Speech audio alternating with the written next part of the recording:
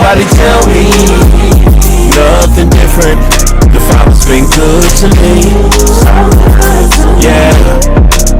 Wave your hands if you feel me. I'm a witness. Yeah, how it's been good to me.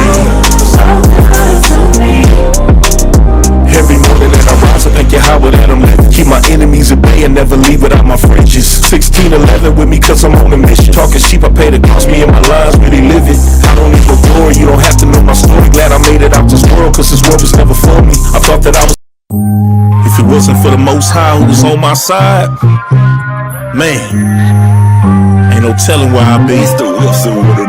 Can't nobody tell me nothing different. The Father's been good to me. Yeah. Wave your hands if you feel me. I'm a witness. Yeah, how it's been good to me.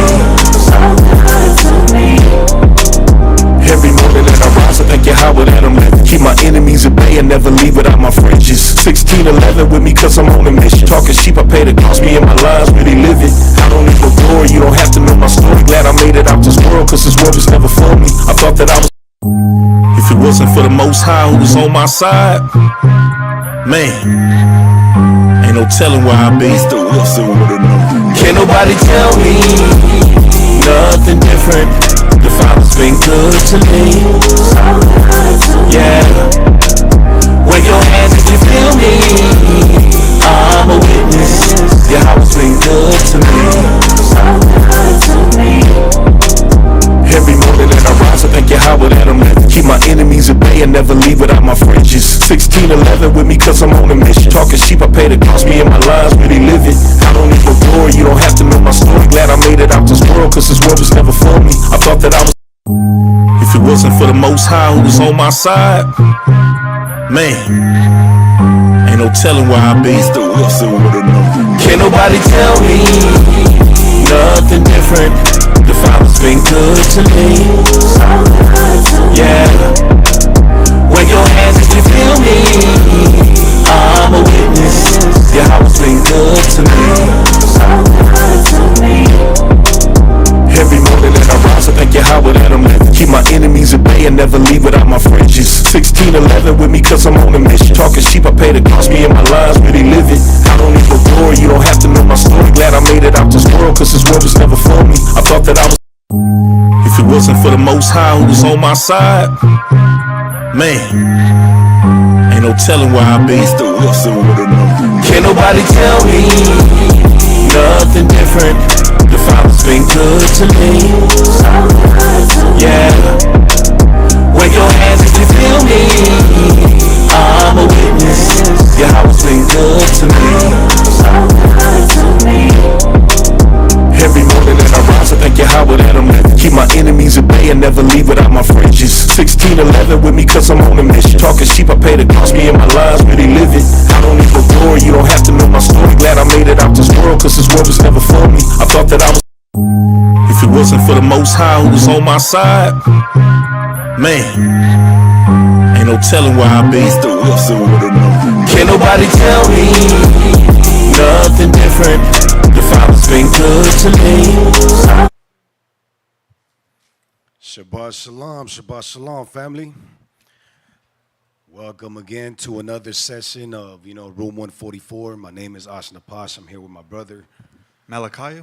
Yes, sir. And, we out here at the beginning of the Sabbath, another Sabbath. All praises to the Most High for allowing us to see another Sabbath and being here amongst the people, being here in accord with his laws and his statutes and his holy feast day. So this evening's lesson, I know the title says something else, but it's actually to weather the storm. To weather the storm. So we're going to open up with 1 Corinthians. I feel like, I know at least in the last Gregorian month, what are we in right now, July? We've probably covered this. I know at least 3 different brothers have touched on it, right? But it's always necessary because if you look at it, that's one of the things that we always gotta be aware of. We always gotta be aware of what we're going through, what the Most High requires of us, and how it is that we need to assure that we're gonna, Most High willing, have the ability to endure until the end, right? So open up with that scripture, Ak. 1 Corinthians. 15 and 58. This is the book of 1 Corinthians chapter 15 and verse 58. Therefore, my beloved brethren, be ye steadfast, unmovable, always abounding in the work of the Lord. For as much as ye know that your labor is not in vain in the Lord. And that's the key point right there. I believe it was the new moon that we covered this, right? The brother went in and did a great job breaking this down. That's really what our duty is from the jump. That's been our duty. Except we lost track, down through our disobedience, through our captivities, through becoming part of the societies that we were oppressed by, which, if you look at what it is now, this is one of the worst times in Israel, right? Mentally, we messed up. It's all these obstacles, right, that we have, all these impediments that make it worse and difficult, complicated for us to be able to stay in order, to stay aware of what it is that the Most High requires of us on a daily. One of the main things going into being amongst each other, anywhere out of this country, even in some areas in this country, and also some people, all praises to the Most High, are taking the initiative to start, living and buying land to live amongst each other.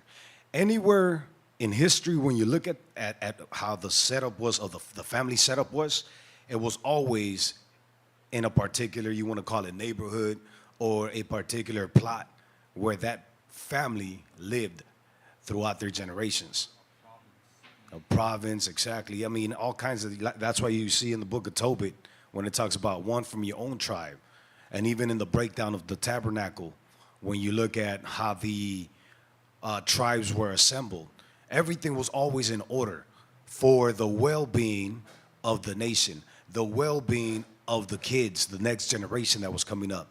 When we read these things, like in Genesis, in Deuteronomy, where it talks about what the Most High requires for us to talk to our kids when they wake up, when they're at the table having breakfast, when, you're walking about your business, it says to do these things, right? It wasn't only the parents doing these things. It was the whole community. Even not too long ago, like in the 60s, 70s, even in the 90s, you could still see some of those things amongst our people. So these are the things we got to analyze and consider, because sometimes it becomes difficult, right? It becomes difficult because we might come to a service, we might be amongst the body once a week, maybe twice a week for a few hours, and then we go back to our daily life. And that's where, Satan moves in. Not to say he don't move in when you're amongst the community, amongst the congregation, but if you're not really in touch with nation building, it's going to be complicated. That's what he said right here, abounding in the work of the Most High, for as much as you know that your labor is not in vain in Yahweh, right? In Yahweh Shai, Salakia. So you look at Christ, that's what he did. You look at Paul, you look at everybody that we could read about in the scriptures, they were always focused in the Most High's business. No matter where they were sent, no matter what captivity they were under, no matter what situation their family put them through, they always stayed in line, knowing that at the end of the day, if they followed through with what the Most High required, it was going to be all good. That's why it says, let thy will be done. Yahweh Shai stressed that heavily. And he was a prime example of what that looked like. Our brother Paul was another. It was so many of them, right? Like I say, every righteous individual in the scriptures, you could go into their lives and see how much and how selfless they were and how much they put forth for the people, for their families, for the nation. Look at, the first prophet, looking at Moses. Well, maybe the second, however you look at it. But Moses, for example, right? Man, he did everything. He did everything for his people. He even slipped up dealing with his people. So this is what it said, what to weather the storm, right? It's an idiom that means to endure or survive a difficult or challenging situation without being seriously harmed or damaged. It implies that someone or something has successfully navigated through a crisis or tough time and emerged with relatively little negative impact. Again, it's perspective. It's how you look at life. You go through a thing, go through a season in life, you go through some ups and downs. We might be happy at the ups, right? When we coming through and you know, being successful, having plenty of whatever it is that we desire. But then when we start lacking, you start asking, why me? Why am I going through this? What did I do? But I'm a good person. This, that, and the third. You start complaining, even if you do it on your own. In these moments, personally, I look at it like this. I look at Paul, right, as a big example. Lately, that's why I've been looking at, like, man, Paul went through way more stuff than I'm going through. So low key is like, just shut up and keep pushing. I ain't got no excuses. I haven't been incarcerated. We've been in some scuffles, right? But I haven't been incarcerated for the word. There's many things, and not to go through the list, but there's many things shipwrecked. I haven't been shipwrecked. None. I don't think any of us been shipwrecked. And all the other things that Paul went through, right? You could look at the list. We're going to go through a couple, perhaps, if we get to it. But it breaks it down in the scriptures. We're actually going to touch Romans 8, not that part. But if you look at Christ, look at what Christ went through just before being picked up by the Romans, before being betrayed by his own brother, and before being abandoned by all his brothers, including the one that said, man, I'm ready to ride for you. Next thing you know, Yahushua was by himself. And this is usually what tends to happen in our lives. We have a squad of people, right, ready, and they're always there for the good times. But as soon as you start going through things, you know, they vanish. That's part of life, though. That's part of life, and that's how you grow. All right? So it says, you know, nah, that's cool. We're done with that. Go to Sirach 2, actually. Sirach 2, because, I mean, it's the, what do you call that? A disclosure, I guess? Yeah, I mean, Yahushua, I mean, he tells you, all the prophets tell you, and then a brother Sirach right here in the book of Sirach, Jesus, he tells us this. Go read that from verse 1. This is the book of Ecclesiasticus, chapter 2 and verse 1. Mm-hmm. My son, if thou come to serve the Lord, prepare thy soul for temptation. We got to prepare ourselves, right, our souls for trials, tribulations, temptations. So the scriptures are telling us plainly what it is. So you could be like, you know what? I'm not ready for all that. Well, guess what? In the world, I know plenty of my brothers and sisters, we were going through things, except that we didn't know why. I mean, look at the people out there right now. The Northern Kingdom, the so-called, you know, northern tribes, or whatever you want to call an illegal immigrant, right? You look at all the things that are going on right now. That's nothing new under the sun. That's nothing new. That's been happening. It happened here plenty of times. It happened here during the Inquisition. It happened here during the Conquista. It happened back in the days. We were talking this week with Ak about, you know, Hezekiah, how he had built tunnels to make sure that we got away from the siege, from the first siege that came through. And we did. But by 70 AD, we got hit. So people came through, occupied Jerusalem, occupied our territories, and did worse things well, I can't even, you know, we don't know what they're doing behind closed doors, but there's nothing new under the sun. And why did we go through these things? Due to our disobedience. So now, weathering the storm, one thing is knowing the condition that you're in, knowing your surroundings, knowing what's approaching. Matthew 24 is in full effect right now. A lot of our people still don't see it. A lot of people don't even know what Matthew 24 refers to. But it's talking about the end of days, things to expect. And people be like, my great-grandma been talking about that ever since I was little. Okay, cool. Well, then disregard it. Once you're in the middle of the storm, once you're getting hit left and right, guess what? Grandma was right. Because again, we live in cycles. That generation saw it. The next generation sees it. It's what are you going to do with what the Most High is allowing you? Well, how you, like, because remember, at the end of the day, we're going to be judged by our actions. You see it throughout the scriptures from the beginning to the end, right? We're still suffering for the actions of our forefathers, Adam and Eve, till the end, till we go back when Yahweh Shai says, you know, that there's going to be no more tears, no more pain, no more suffering. Till then, we're going to do and go through everything that that we pretty much acquire through our disobedience. Because none of that was supposed to exist and be part of our existence, right? But like Wisdom of Solomon 2 says, do and through envy, right? And through that sin, we found death. We found all these things that we suffer from. So then that's part of it. You know, I broke this down where it says, kill the old individual, right?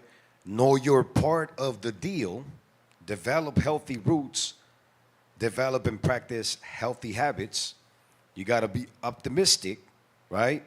You need to understand how to be content, count your blessings, work with what you have.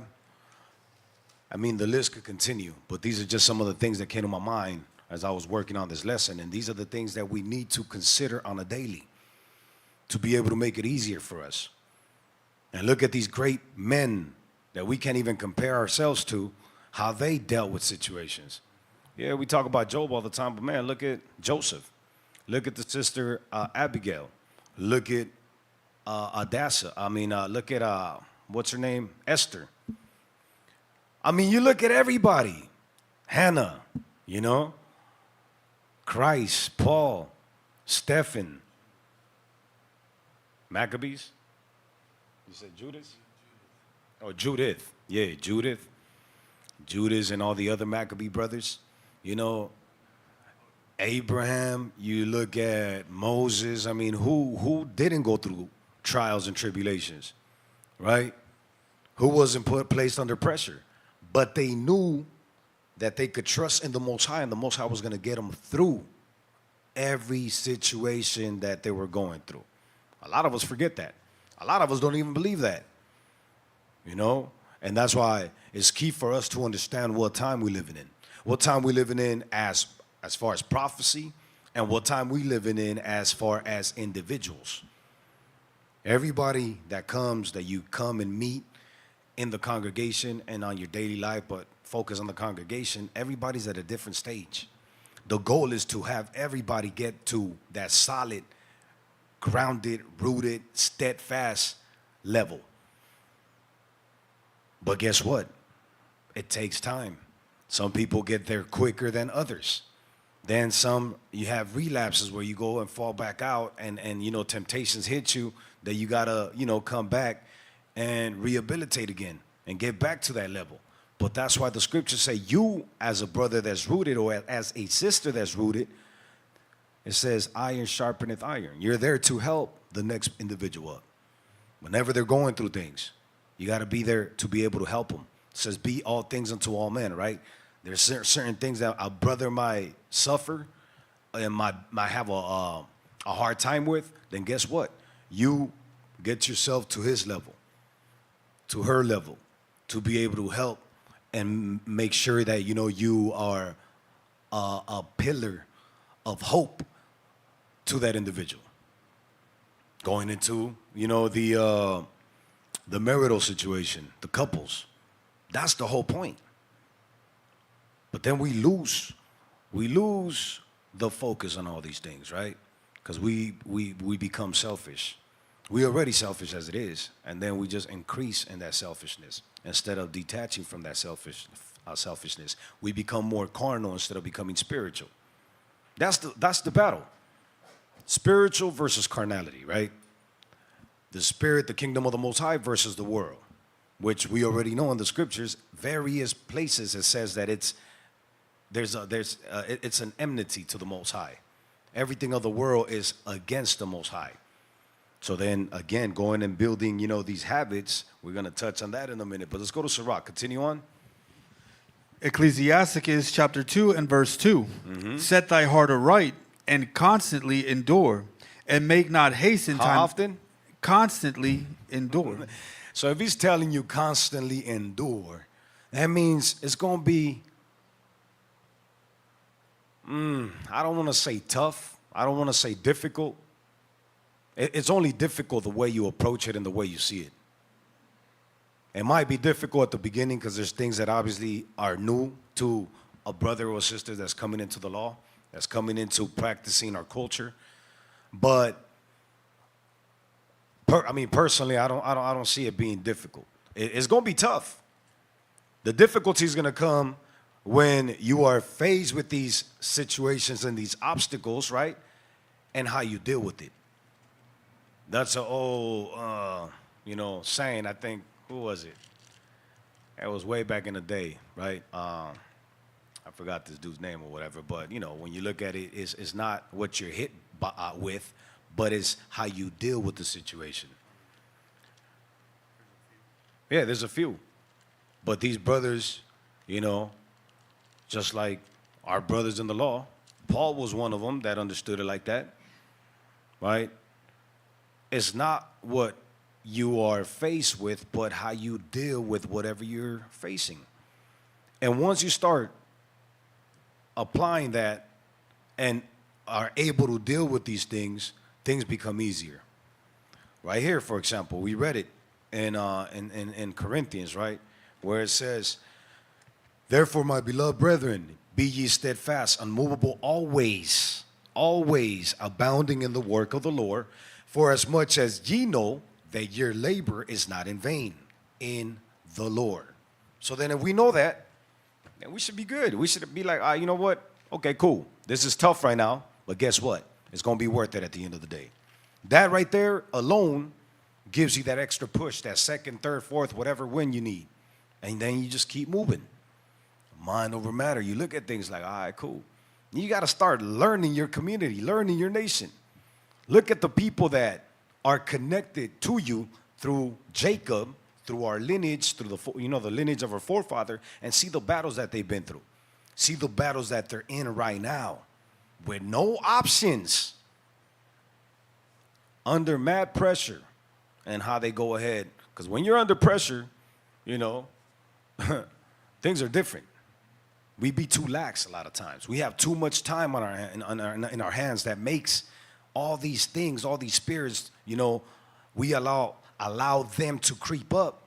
And that's when we end up in these places that are not of the Most High. That's when the devil's like, all right, cool, I'm going to have a field day with you. When you're under pressure and you're constantly, about the works, busy, you have a family, you focus, you have a goal. You meet that goal, you have another goal. You have another goal. It's like there's no time for none of that. That's what our forefathers, the righteous ones, were about. They knew what the goal was. They're like, okay, cool. I got my family set. All right, now my wife and I could be a benefit to the nation. My children are going to be a benefit to the nation. And that's how they move. That's how they operated. When your mentality's like that and you teach your seeds that and you teach your community and the people around you, there's no time to, fall to the wayside. Sometimes you'd be like, man, I don't have enough time to complete what I need to complete. You out here in prayer mode like, Abba, please help. Send more workers. Send more finances so we're able to do more with the little bit of time we have. Because you got to understand that. Sometimes we look at life like, oh, you know what? I have forever. Tomorrow's not promised.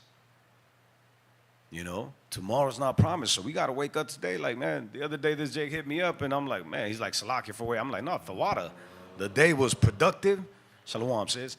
It was productive. We went, I went through and handled and caught up with stuff that was, I was backed up with. Spoke at the end. It was like 11 at night and still active. But I'm like, you know what? It feels good. It feels good when you accomplish things that you know that you need to accomplish and you're able to see the next thing, next goal that you have and you're able to move towards it. That's why the scripture says, do everything decently and in order. There's sometimes where you're doing so much, you burnt out. You wake, I'm like, damn, okay, I was supposed to wake up at 5 this day, and now it's 7. Man, I lost 2 hours. 2 hours is a lot when you have a lot, on your plate. So it says in Corinthians, always, right? Always abounding. Now let's go now to Sirach, where you left off. Ecclesiasticus chapter 2 and verse 2. Set thy heart aright and constantly endure. Constantly endure. Go ahead. And make not haste in time of trouble. That right there.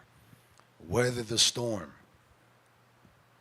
Do not make haste in time of trouble. That's when we want to, a little thing hits us. That's it, I'm done.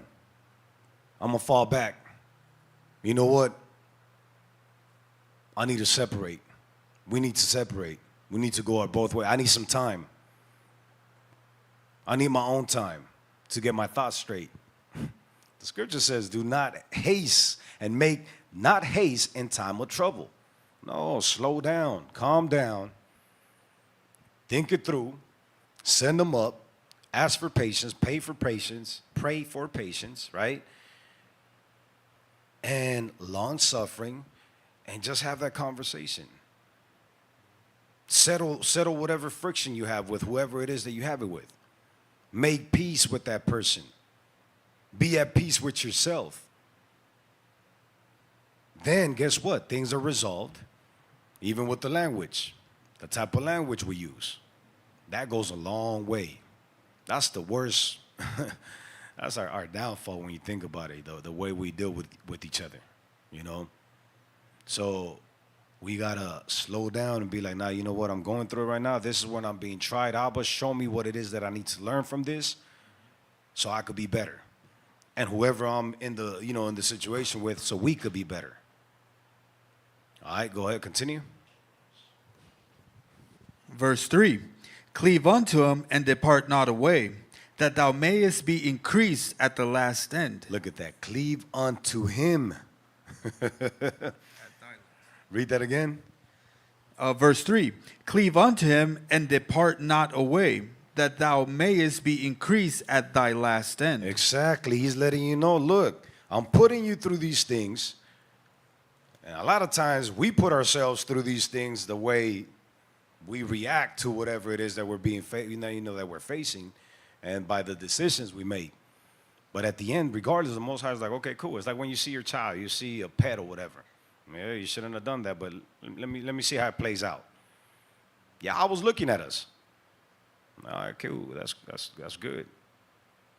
And he builds you from that. You build from that. But if you go the wrong way, then guess what? You keep tripping. You keep tripping, and end up in a deeper hole, in a worse state of mind, in a worse spiritual state, in a worse physical state, financial state, all these things, because you, at that point, lost the trust in the Most High. And you're stuck in your own way, like, oh, you know what? I know the scripture says, cleave unto him and depart not away, but I need some time.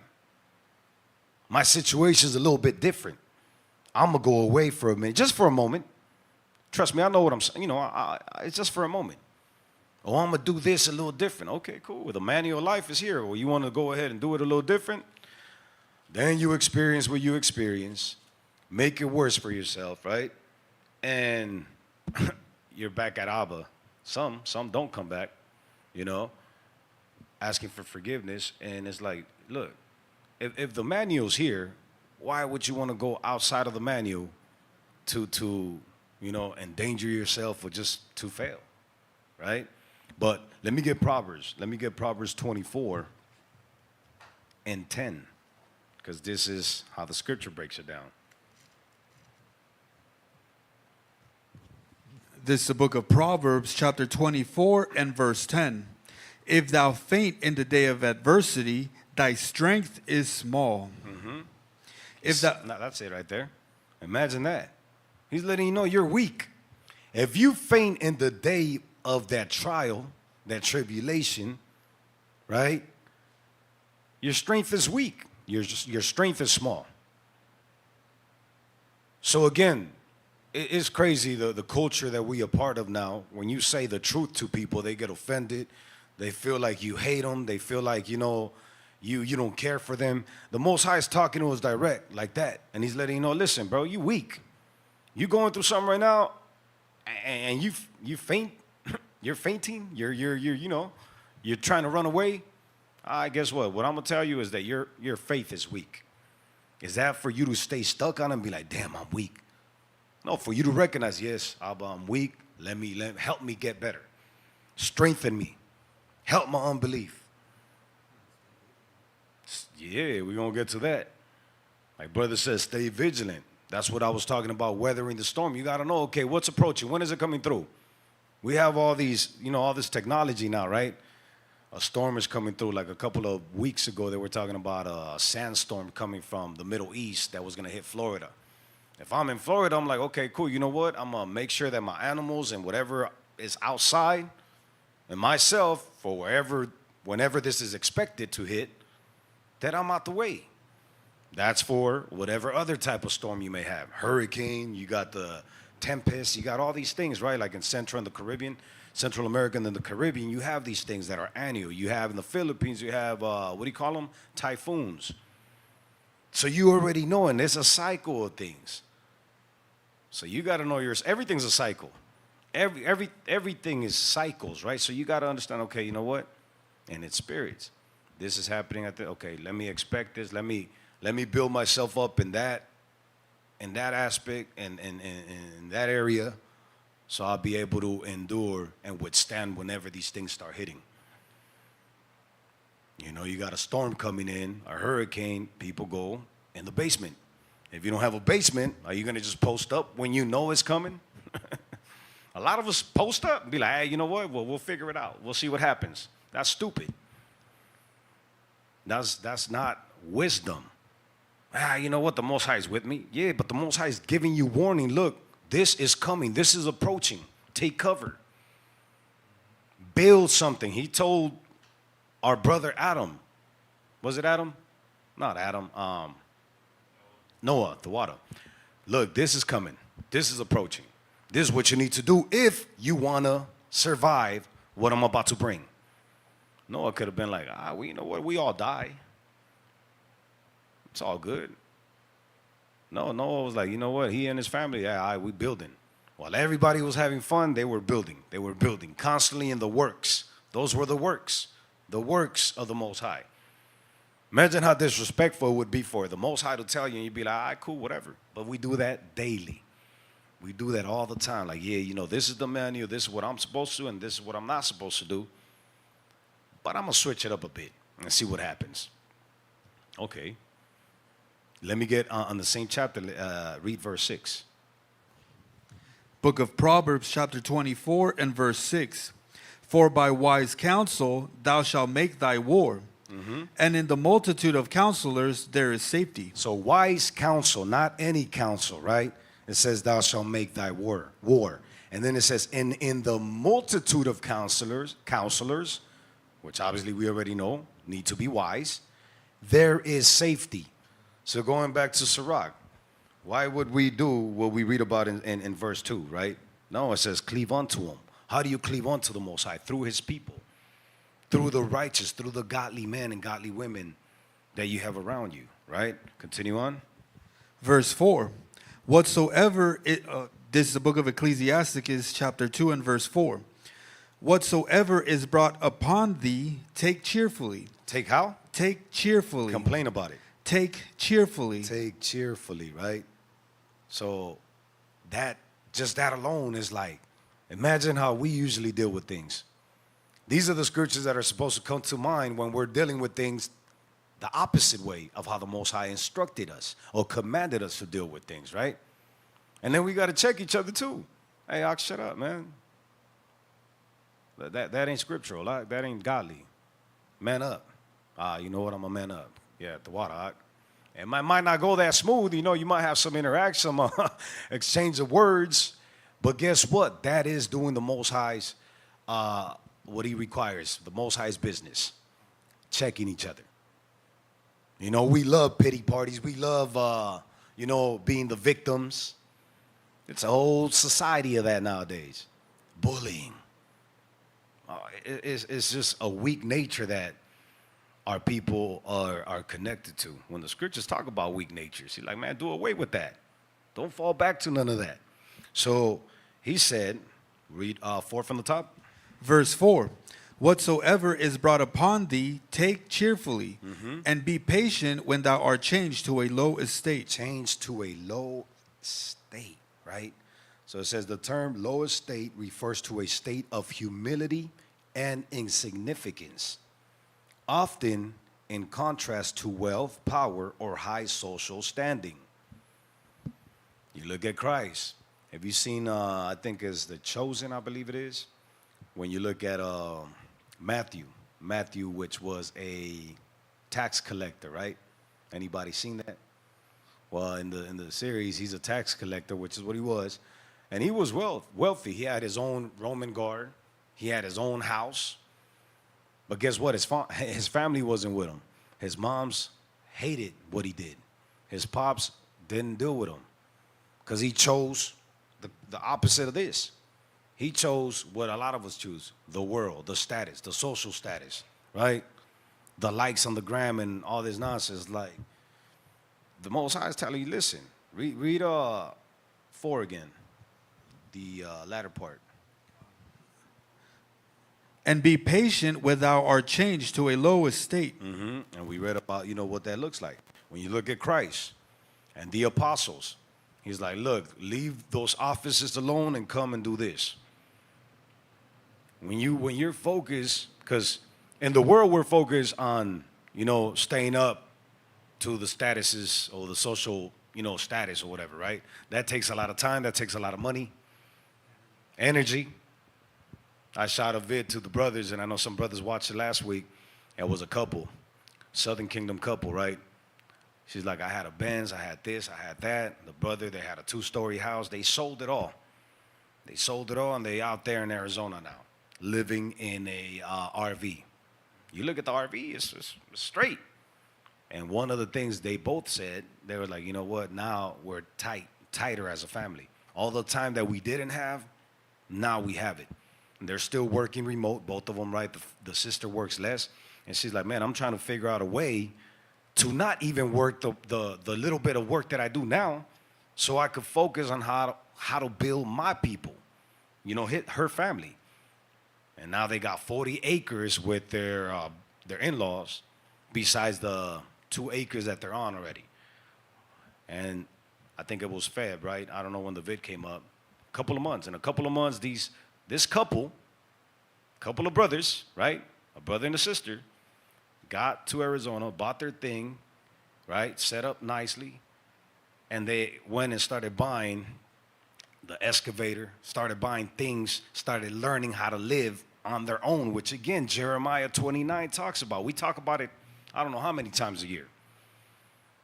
And how happy are they? You seen them? Yeah. They chilling. Everybody in the RV, because it's a nice RV, it's a big one, right? Comfortable. AC, full blast, everything is, but the fact, you could see it. You see when people are faking it. You see the sincerity in the relationship and how happy they are. They even talked about it. And it's like now when we go into the city, they're like, we anxiety hits us. We can't wait to come back. We kind of feel that, right? Because we out in the outskirts, and some of the brothers, have experienced that lately. And it's like, man, you were out there last week. I know we were working, but it feels different.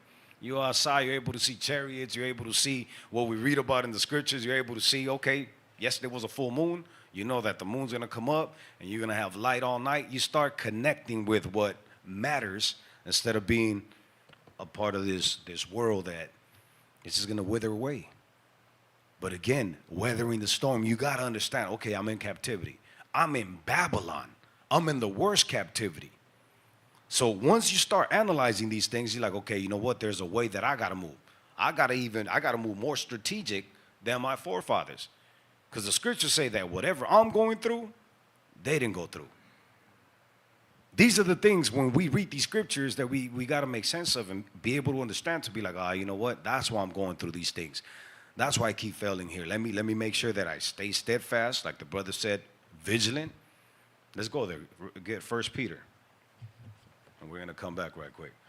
Because I know sometimes we just quote it, but to really be what the scripture is telling us to be and to do, it's not a light thing. Even in the conversation, we check each other amongst the brothers like, bro, that's not unlawful, but watch your surroundings right now. There's certain things you're not to say. Like the brother said last week, it was more, man talk. So you're not going to have those conversations amongst the ladies, amongst the kids. These little things right there is part of what the brother's about to read right now. Go ahead. 5 and 8. 1 Peter 5 and 8. This is the first book of Peter, chapter 5 and verse 8. Be sober, be vigilant, because your adversary the devil, as a roaring lion, walketh about, seeking whom he may devour. So if we read this, we quote it, sometimes you see people's faces, oh yeah, I know that scripture. How come we don't adhere to it though? Read it again, huh? Verse 8, be sober, be vigilant, because your adversary the devil, as a roaring lion, walketh about, seeking whom he may devour. If you look at everybody nowadays, they're like this, phone in hand. That's not vigilant. You inebriated with whatever it is that either consuming or absorbing just through the eye. Whatever thoughts are going on in your head. That's the trap. Colossians talks about like, man, don't be in the knowing of the traps that the devil has set up to destroy you. This is one of them. That entertainment, you being caught up in all these waves, that's why we in here now. We in these big cities, and we constantly just, trying to feed our high of having like something to do, something to, be watching, something to be listening to. Occupied, but we don't be occupied in what we should be occupied with. I see people and I hit people up that are always on their phone, and they be taking forever to respond, and you're like, that's crazy. So what are you doing? Are you either one, you ignoring me, or I know you're not busy working with your phone because I know your occupation, but that already, and I'm talking about people in the truth. That 1 Peter 5 and 8, you failed already. Especially when it's things that matter. I get it if it's something that doesn't matter, you're busy, cool, we all do that. But it's like, man, we got to be vigilant. Because these little things in war, man, it causes casualties, a lot of casualties. You look at the book of Maccabees, for example. Them brothers weren't aware that from the jump, Yahweh was working with Mattathias and his family, right? They were given the instructions to stay with the women in the village while they went and handled whatever campaigns they were dealing with. These brothers say, you know what? We want a name for ourselves. Let's go ahead and go to war. Those were not the instructions?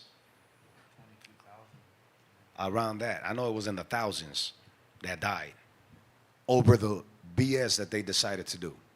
They didn't listen, right? And then they put the nation in jeopardy. They actually have blood on their hands. Thousands were put to death because they weren't vigilant. They didn't know, they weren't aware of everything that was going on, which is what happens a lot of times within the body, within the family, the congregation. The scriptures talk about know the state of thy flock. People be like, well, that's for the bishops, deacons, apostles, leaders. No, that's for all of us. Know the state of thy brother. Know the state of thy flock is knowing that I know this Jake's a stern brother. That Jake's a calmer brother, right? I'm getting to know this brother. I know the sister. But do we really know each other? We've had conversations in the past where like, I change my ways depending on what conversation we had with certain people. Like, okay, let me leave off of that. And I've had the same, conversation with brothers. And, we had a conversation this week. I'm like, hey, particular individual is this way. We understand it. Now it's like, okay, going to being all things unto all men. Being able, instead of you, getting into an argument, you now understand the person where they're coming from. And you're able to meet them, right? And alleviate whatever might have happened in the past. You probably had an argument in the past, and then you guys settled this. Like, nah, you know what? I know how this brother gets. I know how this sister gets. Let me be the better one. As far as, let me walk with wisdom to those that are without. Because a lot of us be like, well, we're in the same church. You should know better. Yeah, you should. We should know better in a lot of different places in our lives, right? A lot of different situations that we go through, but we don't. And that's why mercy is granted. So these are the little things that you look at on how to build character, how to be better for each other, and how to have the positive and righteous outcomes that I feel like we all here for, So being vigilant, again, read that one more time. This is the first book of Peter, chapter 5 and verse 8. Be sober, be vigilant, because your adversary the devil, as a roaring lion, walketh about, seeking whom he may devour. Mm-hmm. So these are the things, again, that we cannot, and he was going to read 7, right? Read 7. Verse 7, casting all your care upon him, for he careth for you. Mm-hmm. We gotta make sure, again, how we weather the storm is by really trusting in the Most High and trusting in all the instructions he gave us. Proverbs 4:2, he says, man, forsake not your Abba, because I give you good doctrine. Right? This is, again, what's going to give you long days. These are all things that when you really start understanding them and implementing them in your life, right? You start living by the code of the book, things become easier. And even when your trials might get a little heavier or whatever, but guess what? You know what, Abba? Hey, take it with a smile. And you are able to give that hope, right, to people that you might not even know that they're watching you, that you're inspiring now by whatever it is that you're doing. Not because of you, but through the Spirit of the Most High, right? So go back to Sirach. And then one of these things, it says in the Bible, right, low estate is frequently used to emphasize the Most High's concern for the humble of his ability to uplift those of lowly status. That's what we got to understand. Most High punishes and corrects. The Most High corrects those that he loves. The ones that he loves, right? He says he's not dealing with the other ones. They're considered bastards. That's why I read Psalms 147 real quick, 19 and 20. It should be a privilege. We should be happy, like, you know what, out with the water. Thank you that I'm going through these things right now. Read that right quick. This is the book of Psalm, chapter 147 and verse 19. He showeth his word unto Jacob, his statutes and his judgments unto Israel.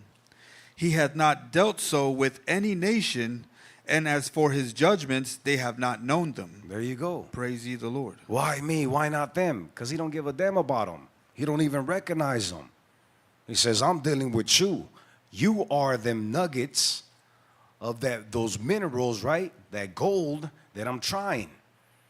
And if you endure until the end, you're going to partake of all the blessings and all the promises.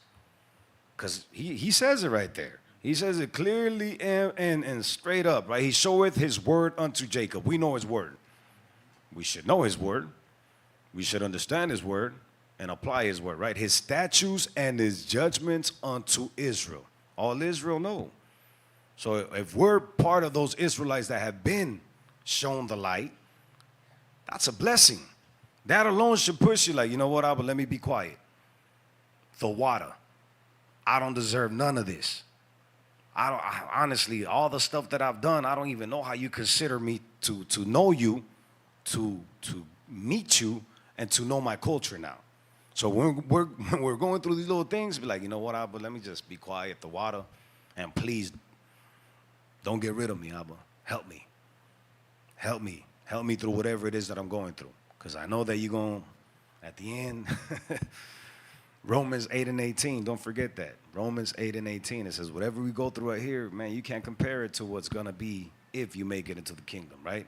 So he hath not, he showeth his word unto Jacob, his statutes and his judgments unto Israel.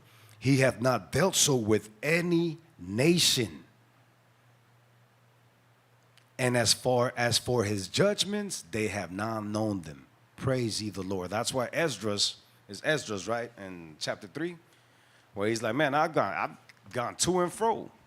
And nobody but Israel by name has kept thy statutes. But everybody else, all these wicked individuals, they're set up.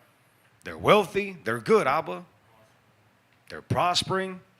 Yeah, but Joshua 1:8 says, look, if you trust in the Most High and if you do everything that he requires, you will be there. He says, I will make you jealous with a no people. Yes, Esdras, that's the point. That's to piss you off. To push you, to push the rest of the Israelites to get it right. Knowing the state that we in. How to weather the storm. Okay, cool, that's what it is. A lot of camps go and focus on Esau. Who gives a damn about Esau? Esau, this is his kingdom. The world has been given into the hand of the wicked. This is his kingdom right now. Us being, focusing on that is ridiculous. It's just stupid. It's dumb. It's not going to benefit us at all. It says don't focus on the end of the wicked, of the sinners, man. Focus on what you need to be doing, how you need to get it right. But a lot of times, not even Esau, we're focused on, look, well, that sister's not doing that. That brother's not doing that. Okay, well, how do we help the brother and the sister get in tune to be an asset and not a liability to the nation? That's what our forefathers were doing. One of the things that we can do without hesitation is praying and fasting. Praying and fasting. And you see it. You see the results when you really, go and do what the Most High tells you to do. How he is going to be able to, answer your prayers. Obviously, you got to be yourself. You got to be right to be able to, for the Most High to consider. Get this right quick. 2 Corinthians 12:8.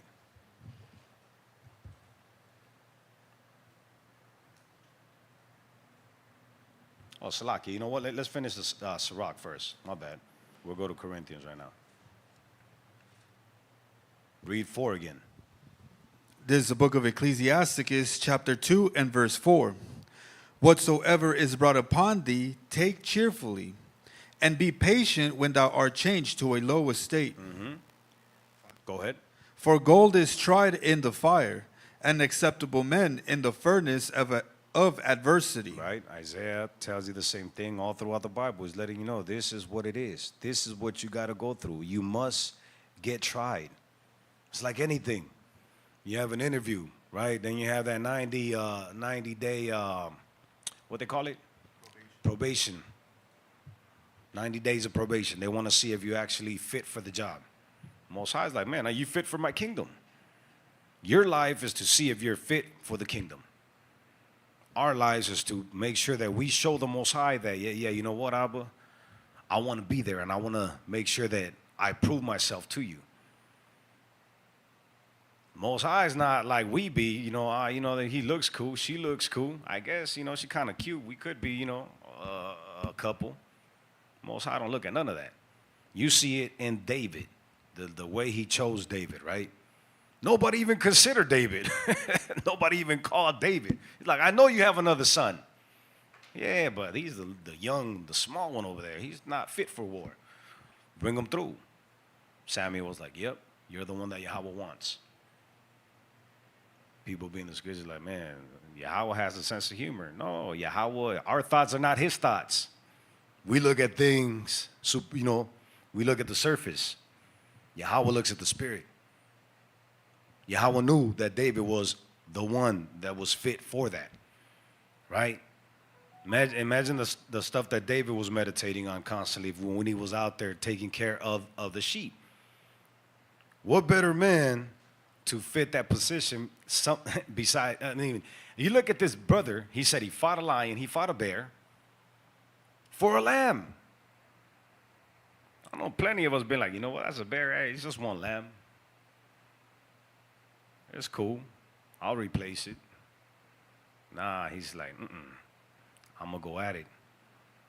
This is my charge, and I got to make sure that they all come back, which the Most High, through Yahweh Shai, talks about,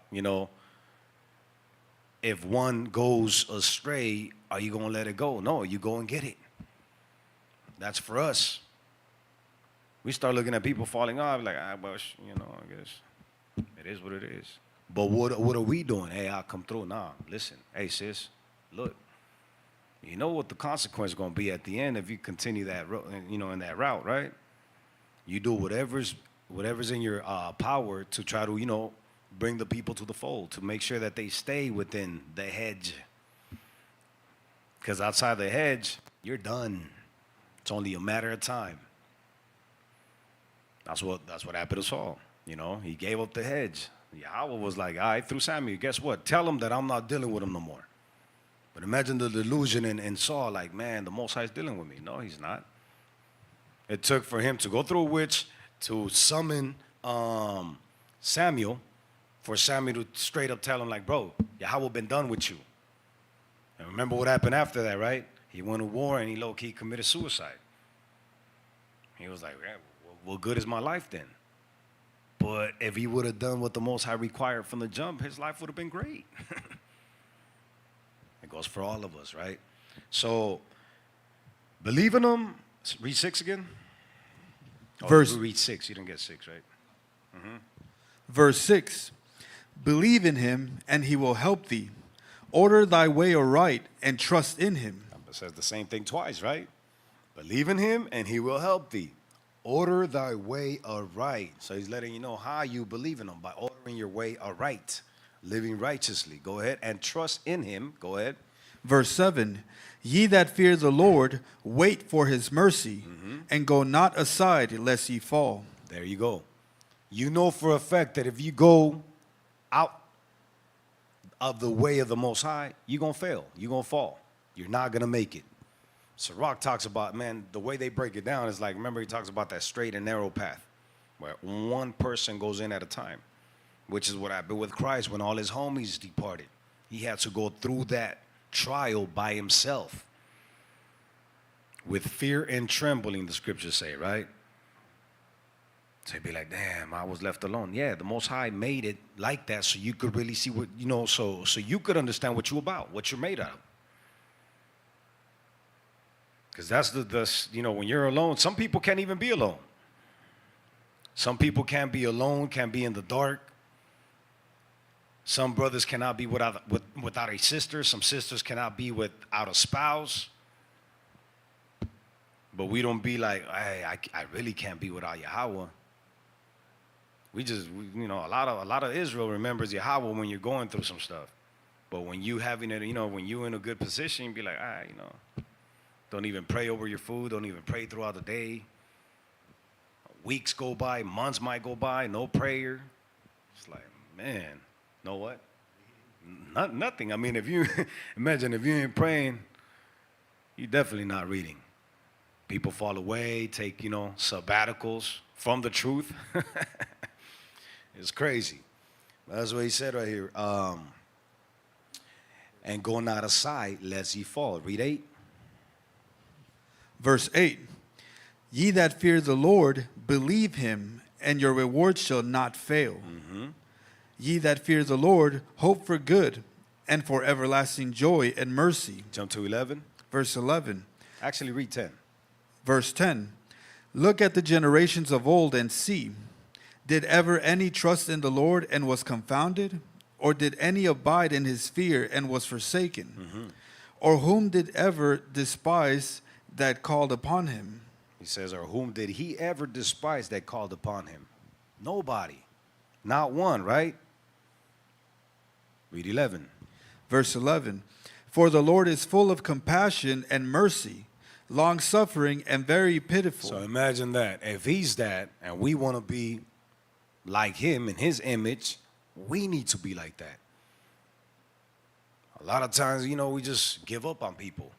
We give up on, our marriage. We give up on the congregation. We give up left and right. Most High says, endure until the end. Have, like he says, for the Most High is full of compassion and mercy, long-suffering and very good, and forgiveth sins and saveth in time of affliction. I know we're developing that because we could see it, but you got Israelites that be like, nah, I'm cool. I'm cool. I'm going to just, I'm not going to deal with that person no more. Of course, there's measurements, right? And there's, it's like when you're trying somebody. You can't just turn the other cheek how the world knows it, right? I'm gonna just like whatever, be gullible, be naive, none of that. You gotta understand, because the Most High Himself, He said, okay, since you want to ignore me, when you're going through calamity, I'm gonna laugh at you. So then there's the balance. I could go deep in it and try to explain it, but I hope that makes sense. Like He's telling us through His scriptures, look, since you disobey me, even in Hosea 4:6, He's like, man, I'm gonna forget about your children. So we gotta know our position, right? Our end of the bargain. And that's constant. That's something that we gotta be in the knowing all the time. We gotta examine ourselves. You know what? The Most High is not listening to my prayers. Okay, but what have you been doing lately? People say, but man, this happened, that happened, then this happened. And I feel like I'm a good person. Key word, you feel. Feel that you're a good person. Feel. The hell with what you feel. What are you? Examine. People say that left and right. I stopped believing in God because He gave my mother cancer. Okay. Cool. Most High, He ain't tripping. It's sad, that your understanding is that low, that weak, but it's like, no, the Most High tells you from the jump. Again, we don't read, blessed is he that readeth. When we start reading the scriptures, you'd be like, oh, okay. People got lifestyles on how, like, I dealt with certain groups in the world when we out here, try to bring them the word. And there's certain things I don't like to go to because the way their mentality is laid out. I asked them, so how you going to take your what's yours back when you have the enemy amongst you? Oh, no, and you have also these sodomites amongst you. Oh, that's not an issue. I'm like, that's a big issue. You live in a fantasy, because you're never going to gain anything back when you have the enemy within you, amongst you, being a part of you. But people believe that. Getting upset at me while I'm having this conversation. I'm like, I'm going to show you how the Most High says that we're going to take our kingdom back. Literally like that. We're going to take our kingdom back. The wicked will be ransomed for the righteous. That's shocking to the people. Like, oh, no, that's not fair. Not my God. Okay, well, your God is not Yahweh then. That's simple. But Yahweh, the one that rules everything, the Most High, that's how it's going to go down. So that's why we here in the first place trying to give you the manual life, so hopefully your works can have you on the good side of the Most High and not on that Luke 19:27 being decapitated by Israel. I know it might sound real, grotesque or I don't know what, to just bad, but that's who we dealing with. The Most High don't play around. So again, having that balance. We could go through scriptures, but you start understanding it. Again, Yahweh Shai and Luke, he says, those that don't want me to reign over them, bring them over here and slay them before me. That's Yahweh Shai right there, the King of Kings, the one that gave his life for us, saying that. So there you go, you have a balance. No matter where you go in the scriptures, you have balances. We get stuck, but how? To what extent? Read the Bible. Read the Bible, meditate, let the Most High show you. Is she a godly woman? Is he a godly man? Is their fruits worthy of repentance? Cool, all right, then go help them out. So, not ever giving up on the Most High, he says again, read 11, one more time. Verse 11, for the Lord is full of compassion and mercy, long-suffering and very pitiful, and forgiveth sins, and saveth in time of affliction. Mm-hmm. Okay, so let's go to Corinthians, 2 Corinthians 12 and 8 now. Yes, sir. This is the second book of Corinthians, chapter 12 and verse 8. For this thing I besought thee, Lord, thrice, that it might depart from me. And he said unto me, But hold up, my bad. Just so you guys could understand, look at what Paul's talking about. Read out 12 and 1. Verse 1. It is not expedient for me, doubtless, to glory. I will come to visions and revelations of the Lord. I knew a man in Christ above 14 years ago. Imagine, he's 14 years in doing the works that Christ himself, that voice that he heard on the way to Damascus, commanded him to, right? He says, I knew a man in Christ over 14 years ago. Go ahead. Whether in the body, I cannot tell.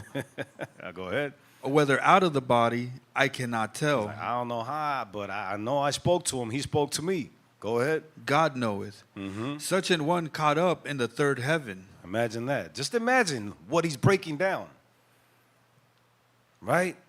A lot of us don't even think about these things. I know people be told stories about chariots. Y'all crazy. Ain't no chariots, man. Y'all believe in UFOs? Well, I guess you don't read the scriptures then. He's like, man, he was somewhere in the third heaven. Go ahead. And I knew such a man, whether in the body or out of the body, I cannot tell. God knoweth. How that he was caught up into paradise, and I heard unspeakable words which is not lawful for a man to utter. Imagine, this was Yahushua after death. He says, and he was caught up into paradise, right? He got his. Like we had the memorial last week. Most High willing, my brother got his.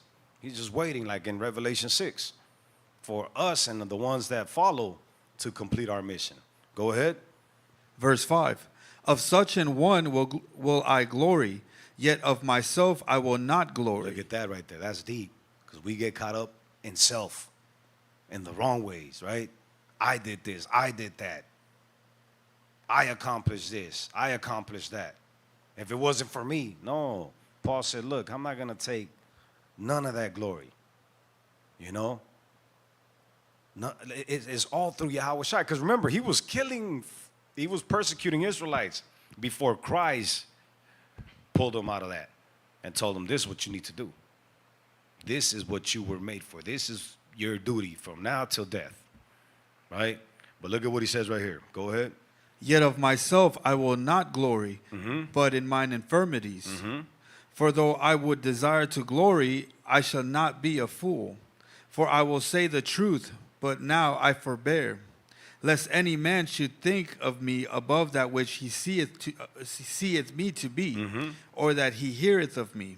Ain't that kind of similar to what Yahushua responded when he was like, man, when they called him good? It's like, man, the only good one is up there. So showing you how Paul, for those that discredit Paul, he was moving the same way.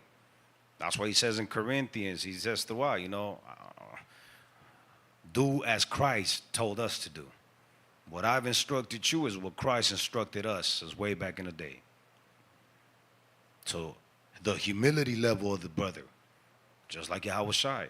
This right here is on my script is called torn in the flesh.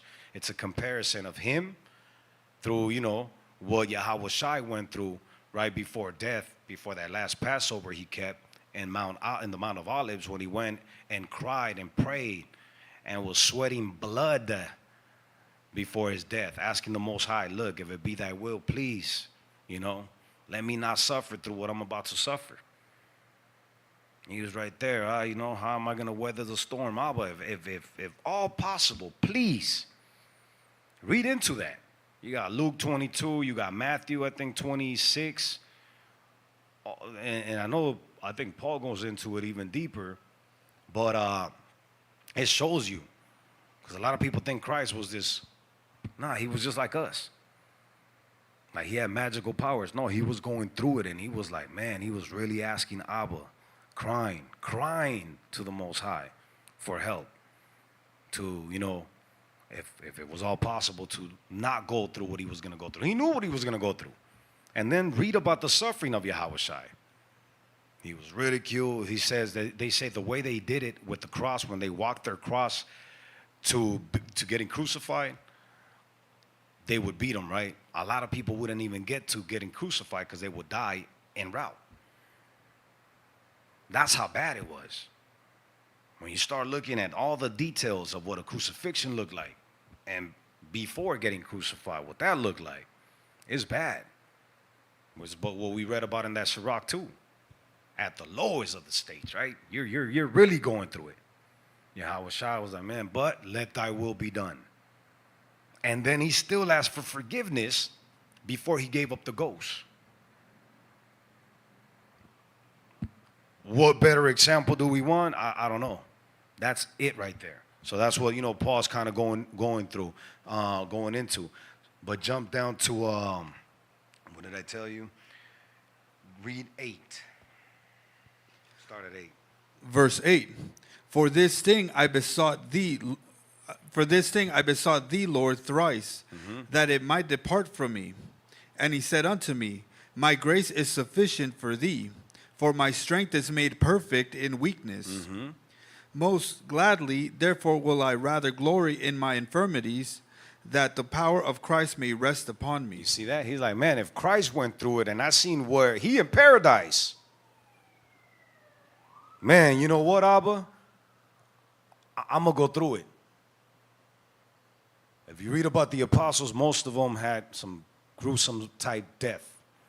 That I don't think the Bible don't break it down, but you could go into historical accounts where they talk. I mean, you should look at John the Baptist. He got decapitated.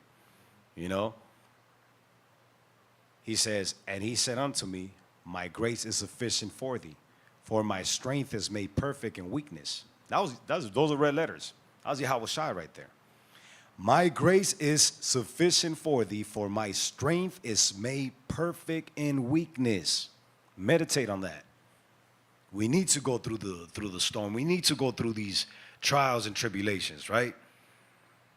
And learn from them. It says, through these things, right, my strength is made perfect in weakness. That's when you really be like, nah, you know what? Nobody but the Most High could get me up out of this situation. And then when he does, you're like, oh, the water Abba. That's confirmation right there. Like, yeah, you know what? Yahweh got me out. We just had situations this week, brothers, and throughout. I mean, we just talked about it. The bishop and many others, sisters, brothers, kids, the doctors, man. I remember a brother back in the day that was in an accident. The nurse was saying that to him. And he was able to hear it, although it took him years to get right, There's no faith, just unplug him. He fought. He believed in the Most High and recovered. If he wasn't connected here with the Word, imagine he was disconnected because brothers and sisters were obviously visiting him at the hospital. Imagine how many people haven't had no hope. And they just unplug them. They just, whatever it is, like, the faith is not there. And I'm talking about like, man, it's so deep when you really meditate on it. You know what I mean? When you really trust in the Most High is going to get you through it. Right? If it's his will to get you through it. Because you also got to understand, there's a time where that's your end. That's it. That's why Yahweh said, if it be thy will. But we knew the will of the Most High was for him to be that example unto us. Right? But continue on, 10. Verse 10. Therefore I take pleasure in infirmities, in reproaches, in necessities, in persecutions, in distress for Christ's sake. Okay, understand that. This is really where we got to focus in regards to this lesson, right? Says, my grace is sufficient for thee, for my strength is made perfect in weakness. Yahweh Shai, red letter. Most gladly, therefore, will I rather glory in my infirmities, that the power of Yahweh Shai may rest upon me. Read 10 again. Verse 10.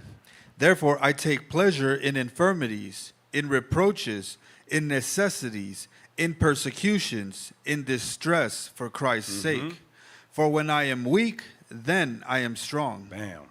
Salakia. For when I am weak, then am I strong. Same thing. You see that? For when I am weak, then am I strong. So, let me get this right quick.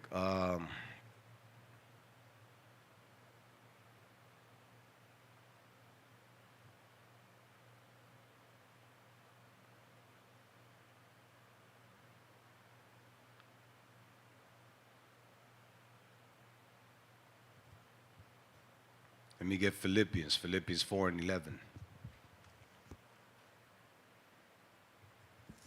And you know through life, when you lived a couple of years and gone through a couple of experiences, you know that those things, I know I went through something back like in 2017, and I didn't know what a heartbreak was.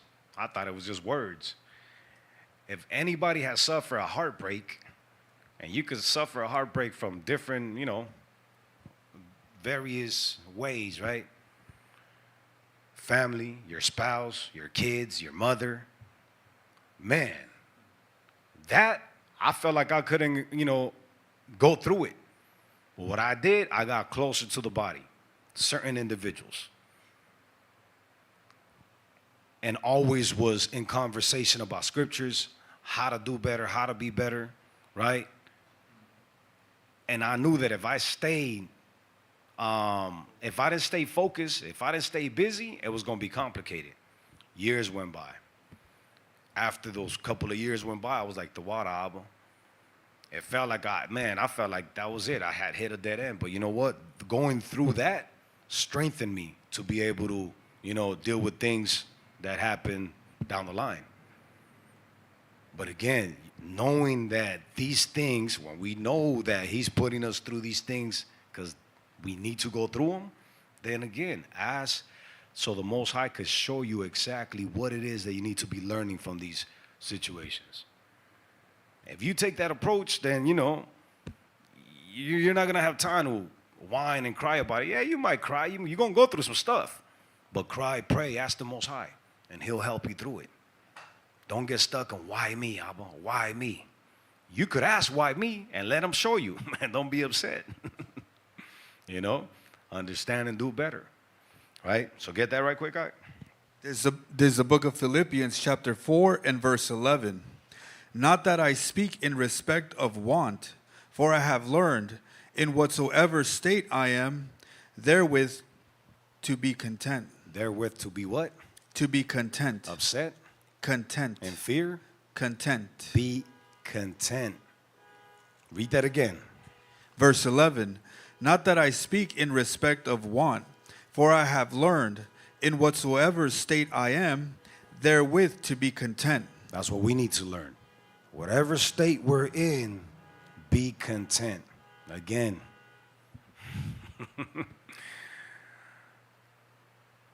If you're in a pretty bad state, that doesn't mean that you just stay there. Again, there's a balance with everything.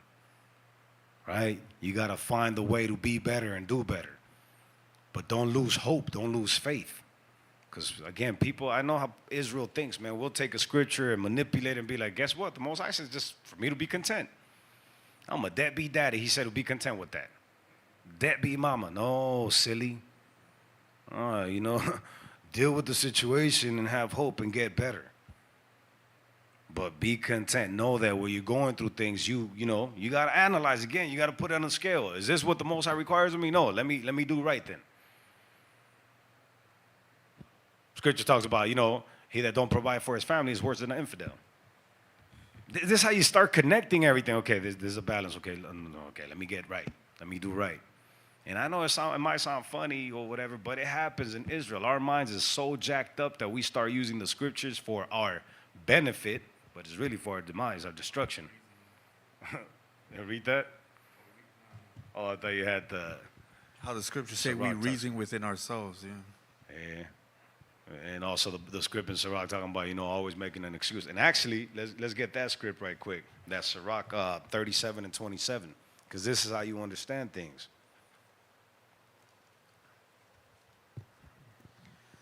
There's the book of Ecclesiasticus, chapter 37 and verse 27. My son, prove thy soul in thy life. Again, this is how you do it. How you figure things out for your own self is you prove your own soul in your own life. Everybody's different. Your weaknesses are not the next man's weaknesses. Your temptations are not the next man's temptations. And that's also, you also need to understand that when you're dealing with other people. Like, really, bro? That's that difficult? Well, guess what? It is that difficult. The brother's suffering with those spirits. Pray, fast, and try to show him, how to go about dealing and putting those spirits into submission, right? But we got to do this for ourselves first. Read it again. Verse 27, my son, prove thy soul in thy life, and see what is evil for it, and give not that unto it. There you go. You see that? And see what is evil for it, and give not that unto it. If you know you have certain issues with certain things, don't put yourself in the way of those spirits. You know? It's that easy as, I mean, honestly, all praises to the Most High. I'm looking at things like in my life, I could cold turkey things. You know what? If this is not right, all right, that's it. I'm done with it. I'm done with that. I'm done with that. I know a lot of people don't and are not able to do that. So in my reasoning in my mind, I'd be like, man, it's not that difficult, bro. Just leave it alone. Stop doing that. But again, going back to the scriptures, no, it wasn't for me. But there's things that he might be or she might be like, well, that's not difficult. How come you don't get that on point? Okay, well, you know what? Now I know that I need to be doing this. I need to prove my soul, right? And see that whatever's evil for me to stay away from it. We know ourselves, right? I hope. Yay, nay. We should know ourselves. And if not, again, examine. We got to examine ourselves. Because again, you know, a lot of times the storm, we create the storm. It's not, might not even be raining outside. It's just within our minds. We going through a whole lot of things. It's like, bro, it's not that deep. Sister, it's not that. You're making it worse for you, for yourself. Jump out of that. Jake back in the day said, jump out the stream, Ash, and post up on the side and just let the water run. What you gonna do? You gonna try to hold the force of them of that water coming down? Nah, give it unto the Most High. That water being them issues in your life, right? Hey, I put it all on you, Abba, and let me focus on what I need to be doing for you. So Most High willing, these issues that I'm having and that I'm facing right now in life, you could resolve. And sometimes, you know, like how they say, if somebody's got like, you can't, you got to start moving. Detachment is part of these scriptures, part of the life that we live. I know it's complicated for some to understand that because we grew up with family. We have sisters, we have siblings, fathers, son, mothers and so forth, aunties, uncles.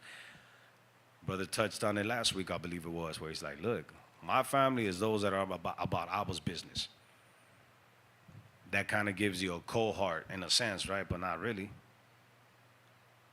But that's how I describe it, cold-hearted, wholehearted.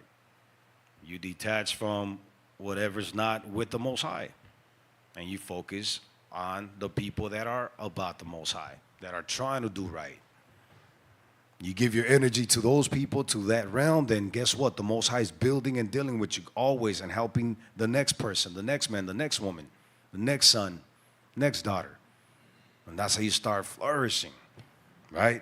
Go from there, get me Luke 22. Because I think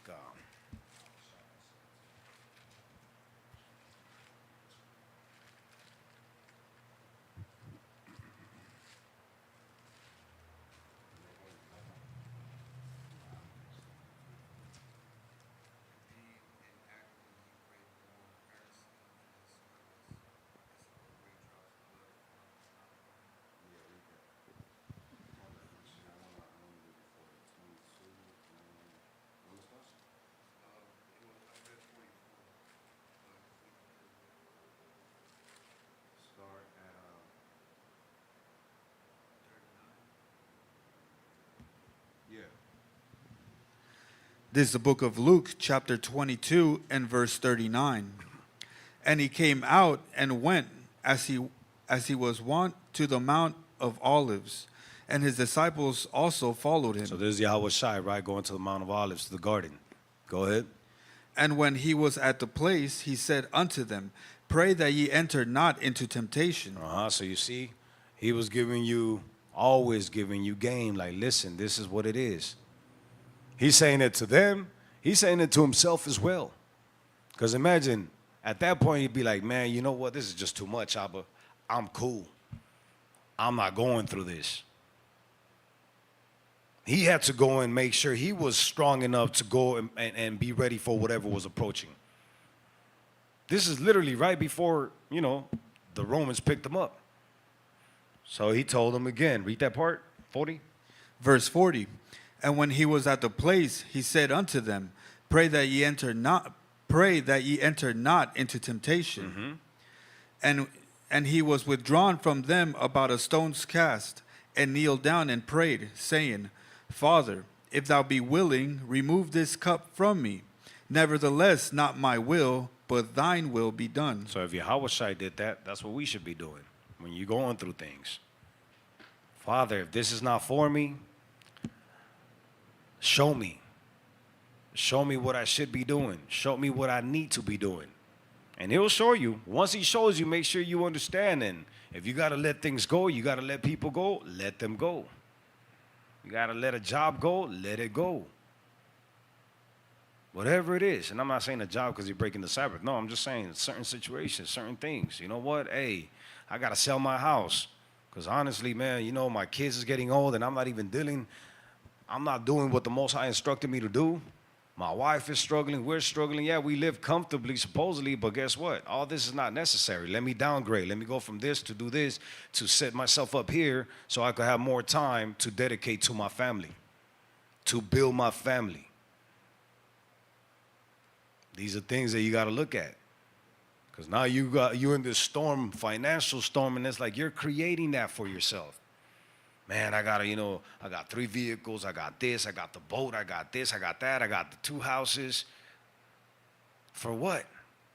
How much time are you spending with your family? How much are you, how are you building these brothers and these sisters, these little kids that you have, your wife?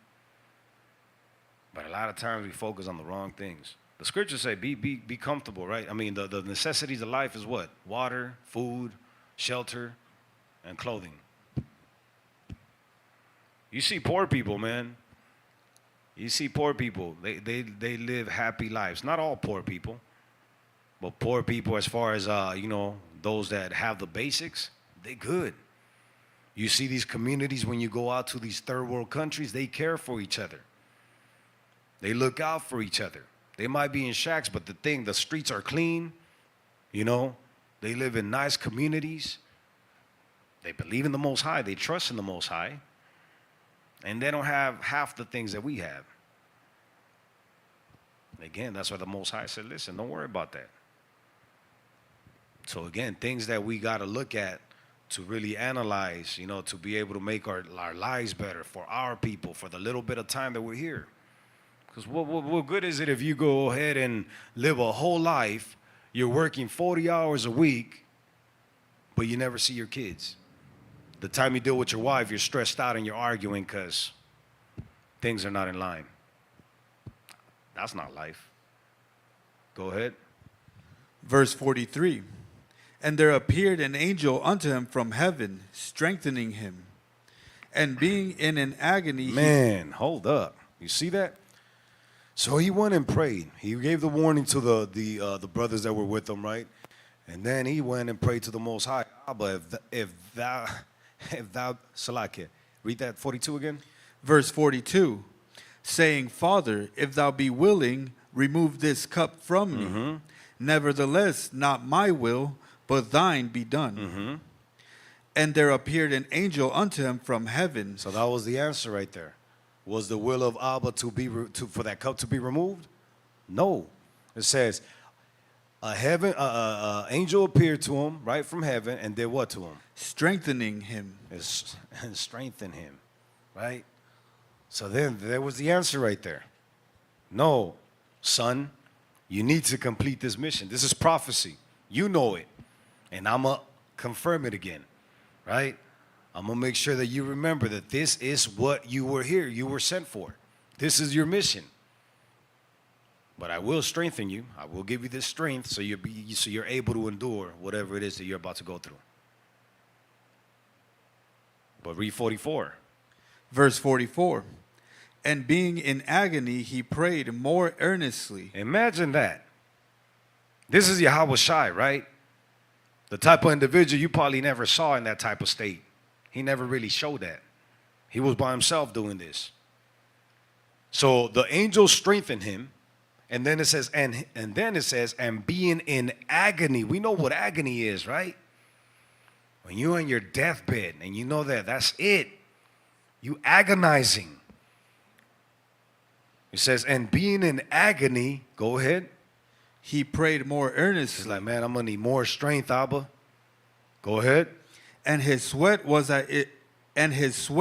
at work, as it were great drops of blood falling down to the ground. And when you look that up, that does happen. It's possible for you to sweat blood from being so stressed out. That was happening to our king. It wasn't light. But we want to cry about little simple things that we create. That if we really stop thinking about it, they're not anything. This he had to go through. This he could not get away from. He was sweating blood. He was in great agony. Go ahead. And when he rose up from prayer and was come to his disciples, he found them sleeping for sorrow, and said unto them, Why sleep ye? Rise and pray, lest ye enter into temptation. You see? He knew how urgent it was. The brothers that were with him, like, he's just out there praying. I don't know what he tripping on. Can't be that deep. That's how a lot of us look at things. That's why we don't give it our all. It ain't that deep, bro. Why you out here stressed? Here he comes again. Here she comes again. Oh, man, I don't want to hear what he got to say. Yahweh Shai was like, man, really? Why you sleeping? Says, rise and pray, lest ye enter into temptation. He about to go. He's like, I only got so much time with you. It's like when you go out there and you're teaching on that corner. Hold on, one more precept out real quick. Look, sis, let me pull one more. Here, take that. Because you don't know if you're going to see that person again. Except that this was deeper. He was about to be done, be gone, come back, and be gone again. But he knew that, look, I got to stress it to you. We don't know if tomorrow, we're going to wake up. We don't know if we're going to get home tonight. Right? So that's why he's like, listen, lest ye enter into temptation. And then, what followed it. Immediately, it says, read 47. Verse 47. And while he yet spake, behold a multitude, and he that was called Judas, one of the 12, went before them, and drew near unto Yahushua to kiss him. You see? See how urgent it was? As he spoke, boom, it happened. He's gone. That's how we got to look at things. Instead of being worried about, no, you know what? Boom, now I'm here. Now I got to complete the mission. I got to continue with my mission, and I got to stay in line. I got to stay focused. It says in the scriptures, some brothers is going to face death. Some brothers, sisters are going to get locked up. We read about it in the Maccabees. That's why you have, ERT, you got these things, you got certain things that you should be partaking of. You're like, I'm too tired. I don't think I need that. Christ said, listen, don't sleep. Get active. Get active. Move, because you don't know what's approaching. We do know what's at hand. We know the prophecies. We know what's coming. So it's urgent that we go ahead and, make sure that instead of complaining and whining about these different things, Yahweh Shai said it, and he told it to Paul, and Paul told it to us, like, listen, in my infirmities, in these times of trials and tribulations, I take great joy, because this is what strengthens me. So again, whenever we're going through things, we got to take that approach. We got to have that mentality. And we also got to understand, is this something that the Most High gave me, or is this something that I created for myself? Either way, let me get up out of it. And let me learn from it. Is it a judgment? Is it a trial? It's only two things. Either a judgment or a trial. Either way, if we want to make it to the end, we got to make sure that we learn from all these things, right? Developing and practicing healthy habits. I'm going to wrap it up real quick. Go to Sirach 13 and 16. And these are things you got to have conversations with brothers and sisters that you might, whether they're young or old. Hey, I didn't see you the last 2 Sabbaths. Where you been at? Hey, sis, I haven't seen you for a minute. You okay? Amongst brothers, we a little rougher, right? Like, you out there BS, Enoch, what's up with you? I'll be like, why? What are you tripping on? What are you tripping on? Like, what's the big deal? Well, let me pull this one right quick for you. Go ahead and read that. This is the book of Ecclesiasticus, chapter 13 and verse 16. All flesh consorted according to kind. Read that again. All flesh consorteth according to kind. That's why I'm stressing you, brother. That's why I'm stressing you, sis. Because I haven't seen you for 2-3 weeks, 4 Sabbaths, a big feast day. Who you dealing with? Who you with? Who you hanging with? Need that reality check. Because the scripture just said what? From the top. Verse 16. All flesh consorted according to kind. And a man will cleave to his like. So there you go. That's why. Because you haven't been around. You've been with people. You've been around somebody or somebodies. Who are these people, man? What's up with you? Man, that's my life. None of your business. All right, we're cool then. Who's your master? Because it ain't Yahweh. It ain't Yahweh Shai. Who's your concern? It ain't us. Because we haven't seen you for a minute. Again, the scripture is plain. All flesh consorteth according to kind, and a man will cleave to his like. Read it, 17. Verse 17. What fellowship had the wolf with the lamb? That's why, brother. That's why, sister. Why you out there dealing with the wolves? You gonna get caught up if you haven't yet. Go ahead. So the sinner with the godly. Continue. What agreement is there between the hyena and a dog? And what peace between the rich and the poor?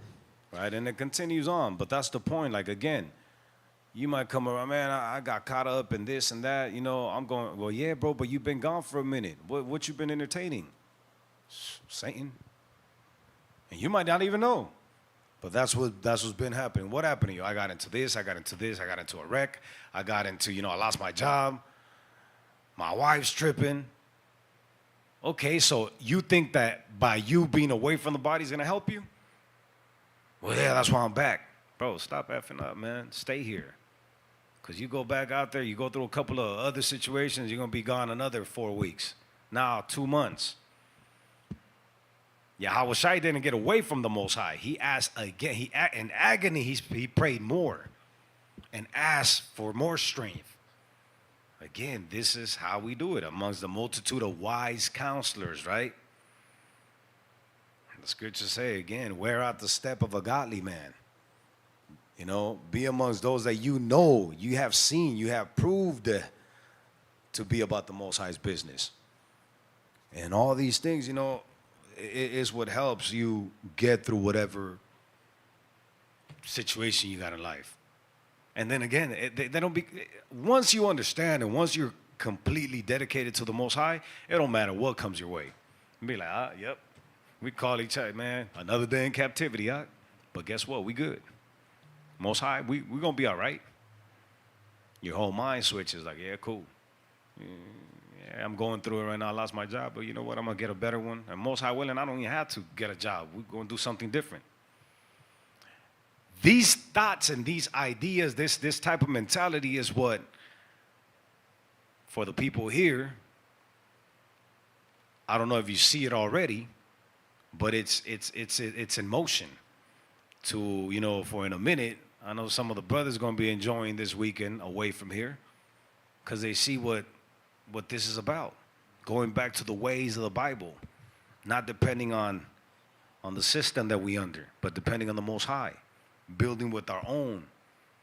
And you see how everything just falls into place. All these things that we stress. Remember, we're supposed to rehearse the righteous acts right here, where the Most High tells you there's going to be no more agony, there's going to be no more stress. Why not start creating that here? We're rehearsing the righteous acts, right? Sin got us in captivity. Sin got us in the state that we in right now. What is it? What are we in? Our people? Deuteronomy 28:15. Curses, curse conditions, Salakia. In cursed conditions. The opposite, we will be in blessed conditions. So why not start working towards the blessed conditions? It's all how you view life, and it's all how you approach life. Simon got that for our people. Coming from a situation where it was bad, Alexander the Great taking over the whole world, Epiphanies coming through and destroying Israel. Simon was able to come back, set it all up, build alliances through Yahweh, and create peace for Israel for mad years. What's holding us back? So, I got more things to go into, but, get Sirach. Nah, we're not going to touch that. Again, man, just develop healthy roots, right? Be optimistic, trust in the Most High, and stay vigilant. But Most High willing, it was edifying. Tune in tomorrow to, all the classes that we have lined up. I know, what is it, 2 of them? What is it, 2 o'clock? It's at 2, right? 2 o'clock Pacific Standard Time with the brother Yazico, and then at 4:30 Pacific Standard Time with Bishop Yazico out there at 2, and Bishop Tazayawan here at 4:30. And I pray that that you guys continue to have a blessed Sabbath.